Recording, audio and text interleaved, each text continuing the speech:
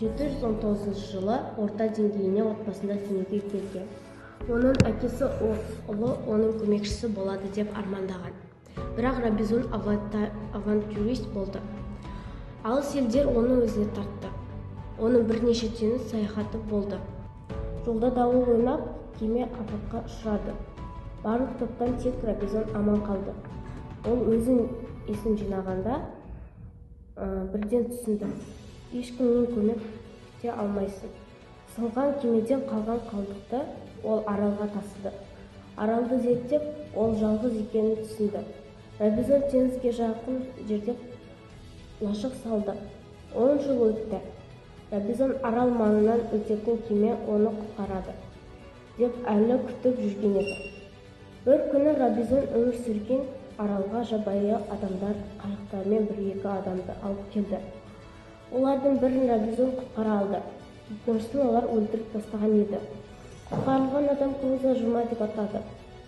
Енді ол қарым-қатынас пен қамқорлық жасайтын объект болды. Көп ұзамай жабайы адамдар аралға жаңа құтпандарды әкелді. Бұл жұманың әкесі және тұтқындалған испан болды. Жабайы адамдардың ниеті түсінікті болды. Робинзон жұмамен бірге бұл адамдарды құтқарды. Енді олар төртеу болды. Бір күні аралға кеме келді.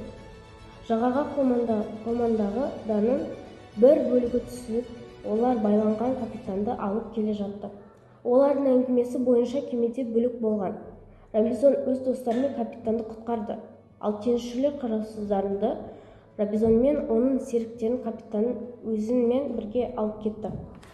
Робинзон Крузо аралда 14 жыл ауыр өмір сүріп Англияға оралды. Бразилияда сатып алған жерді жалға алынғаны байланысты Робинзонның өзінің болмаған жылдары үшін үлкен ақша алды. 60 жасқа қарамастан Робинзон Крузо үйленіп, оның 3 баласы болды.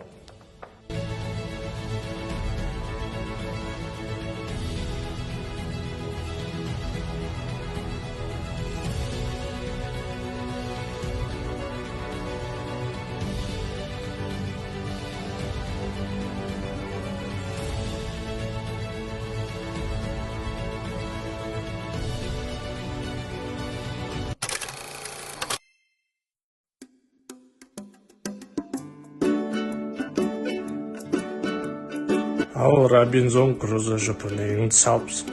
Енді көңіліңді көтеретін сыйлық жасайын.